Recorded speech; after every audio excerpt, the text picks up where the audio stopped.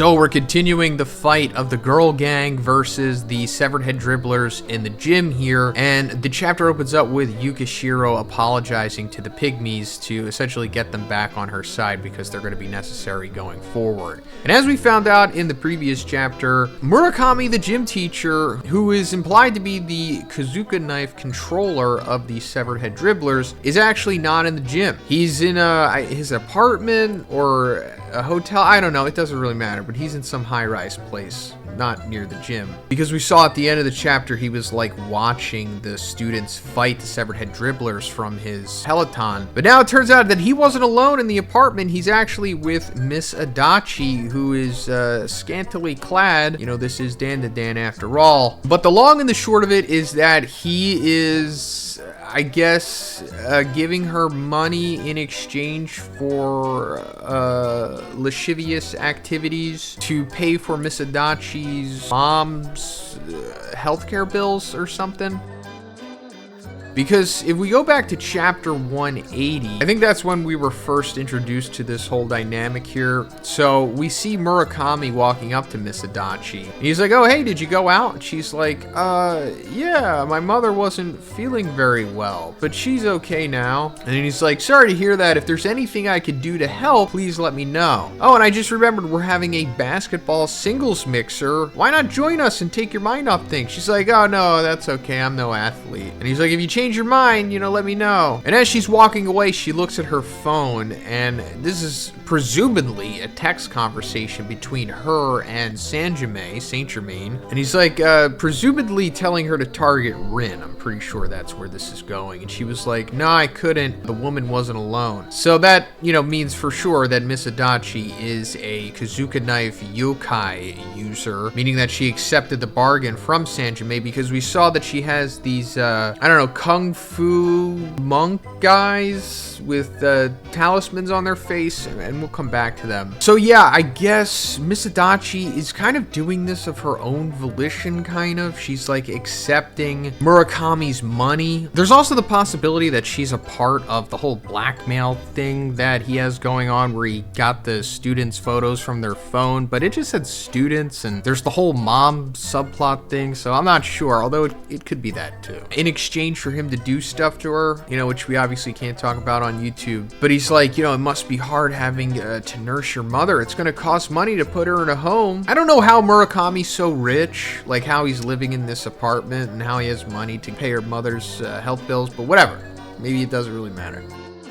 But at the end of this sequence, we see that Miss Adachi has like one of those talismans behind her back, and it says, by divine decree, serve even in death. So this is like, I guess, how she activates her Kazuka knife power with the kung fu yokai guys. So either she is gonna just defeat Murakami here using that, maybe that was her whole plan here, to like rob him or something, or Murakami's gonna be defeated by Yukishiro's new supernatural power that I guess we'll start getting into now. So we return to the fight, and we find out that the pygmies weren't able to find Murakami in the gym, of course, because he is in his high-rise. We also found out in the previous chapter that Rin is essentially at her limit, and she can barely use her yokai idol powers. Ira is pretty limited against the severed head dribblers, especially since they are getting gigantified for some reason. And it seems like all hope is lost until suddenly the pygmies are like signaling to Yukishiro, and it looks like they like construct her a piano or find an old piano and repair it or something, but they bring her a piano, and Mai's like, the pygmies are telling you to use your ability. And I'll cut to the long and the short of this as well. It turns out that Mai has some kind of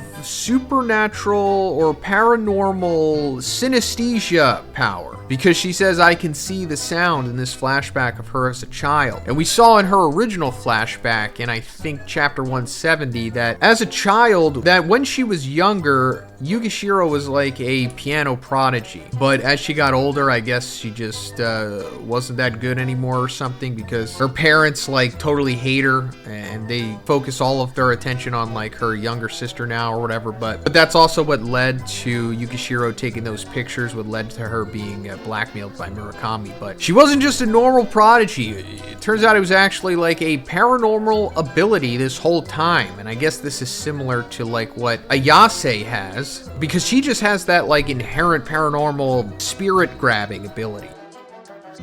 So I guess other people can just have this. This is one of the other subset of powers in this series. It's like, you know, there's aliens, there's yokais, there's humans who get possessed by yokais and gain their abilities, and then there's just lucky people who are born with paranormal abilities, and Yukishiro is one of them. And I guess it comes out when she like plays the piano. So she's having some trouble getting into the rhythm here, and Ira is kind of like aggressively coaching her on here, because we also found out that Ira was like into playing the piano as a kid too. But Yukishiro was like so good that Ira just couldn't place better than her, but it also motivated Ira, and it also made her feel better about losing her mom, you know, chasing after Yukishiro. And that after Yukishiro eventually quit, Ira quit as well, and this all eventually led to Yukishiro having her breakthrough, and then she like starts successfully activating her paranormal synesthesia ability, or whatever it truly is. I guess we'll find out in the next chapter maybe, but once it activates, everybody's like, oh, what is this sound? It's so incredibly heart-wrenching. And Ira's like, is it amping your power? And she's like, I don't know. And then Mai says, no, that's not it.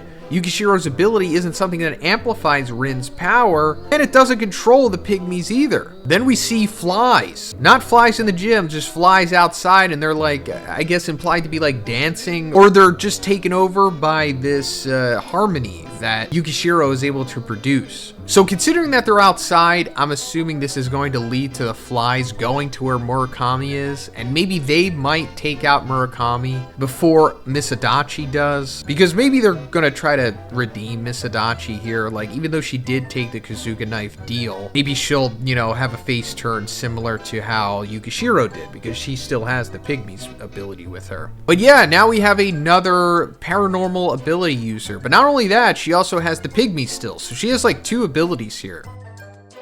Now, as for how far this ability can go, I'm not really sure. I don't know if she just exclusively controls flies, because that would be weird, but it is very possible that that could just be it, but maybe it's more than that. If we go back to chapter 169, when Sanjime is talking to Okarun, he's talking about noise, waveform, and the relationships between plus and minus and all that stuff. Him saying that there's like a phenomenon of metronome synchronization, and that over time, if you start multiple metronomes, they'll all synchronize and do the same motion, and that bacteria have the same unique vibrational frequency, and that human cells make up only 10% of the human body. Then another 90% are bacteria. So I don't know if this is like foreshadowing for what Yukishiro can do here, and that she's ultimately going to be able to like control bacteria.